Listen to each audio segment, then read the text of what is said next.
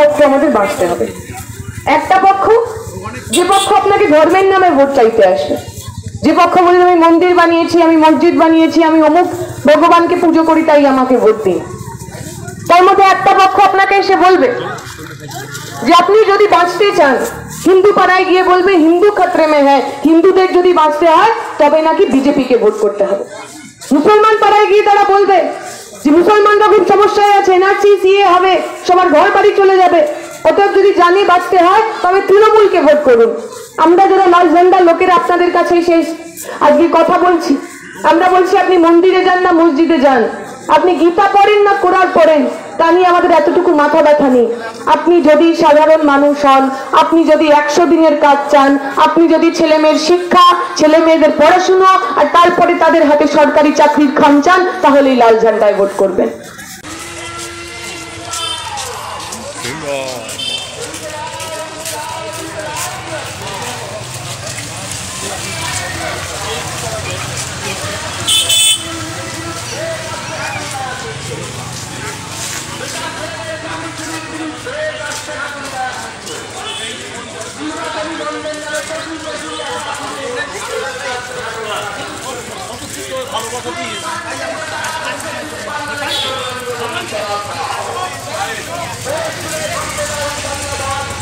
এইবার বিজেপি থেকে এসে তৃণমূলে জুটেছে।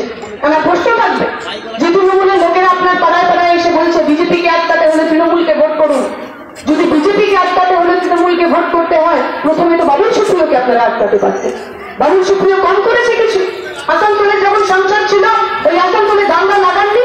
ইমাম রশিদের 17 বছরের ছেলেটাকে পিটিয়ে খুন করেননি?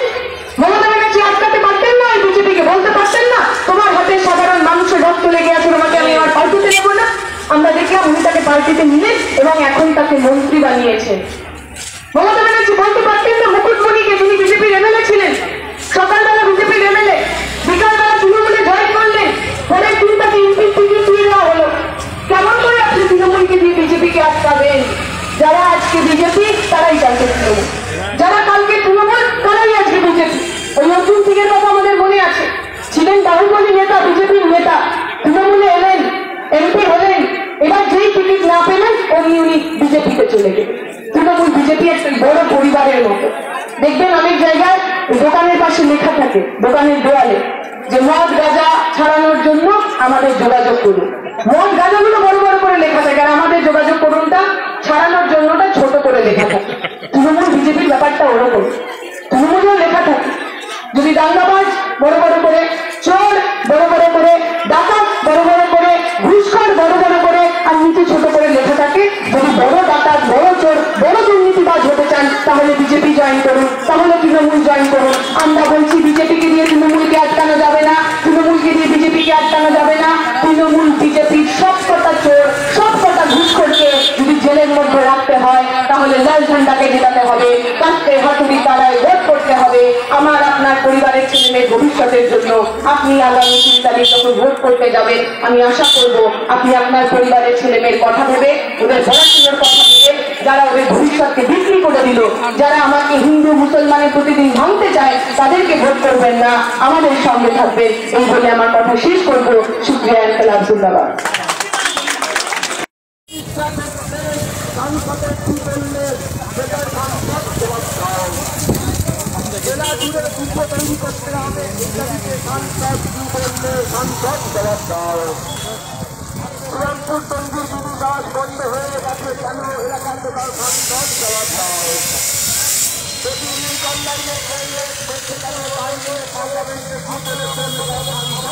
একটা লাইন আমার সব বন্ধুরা বলছিল যে যাদের মাথায় দিদির হাত তারাই খাবে জেলের ভাত।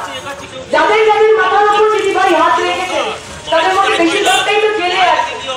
শেখ শাহজাহান, অনুব্রত মণ্ডল, জ্যোতিপ্রিয় মল্লিকরা যারা একই টোনে একই ভাষায় কথা বলতেন, যারা মানুষের জমি চুরি করতেন, সাধারণ মানুষের জমি, চাষের জমি তাদের নোনা জল ঢুকিয়ে ভেঙে করে দিতেন, আজকে যখন সেই সব শেখ শাহজাহানকে পুলিশ ধরেছে তখন সাধারণ মানুষ গিয়ে তার বাড়ি ঘর জ্বালিয়ে দিয়েছে।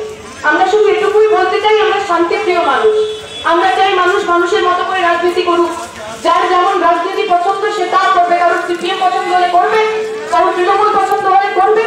একে গায়ে জোয়ারি আমি ঠিক করে দেবো আপনি করবেন না, এ কিন্তু বেশি দিন চলবে না। ওই বলে যে সারা জীবন কারোর একরকম যায় না, মানুষ যা করেন সেই জিনিস ফিরত পান। ফলে ততটাই অত্যাচার করবেন যতটা নেওয়ার মতো। যখন মানুষ ফিরিয়ে দেওয়া শুরু করবে, যতটা নেওয়ার মতো ক্ষমতা আছে ততটাই অত্যাচার করবেন।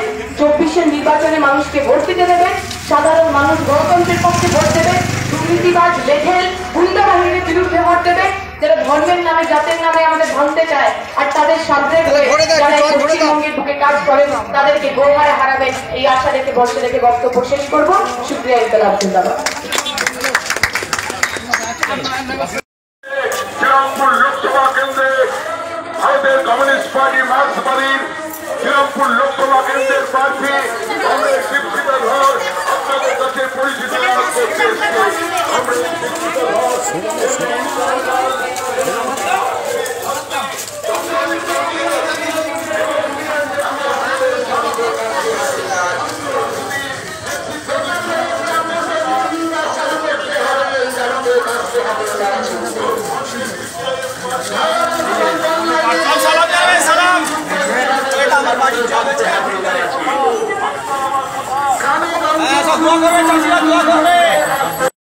সরকারি স্কুলে ছেলেমেয়েরা পড়তে যায় না, দিদিমণি মাস্টার মশাই নাই, স্কুলগুলো ভেঙে পড়ছে, ছাদ ভেঙে পড়ছে, কোথাও ইলেকট্রিক নেই, কোথাও বাথরুম নেই, কলেজ ইউনিভার্সিটি সব বন্ধ হয়ে যাচ্ছে। ছেলে মেয়েগুলোর হবে কি, ভবিষ্যতের কি হবে?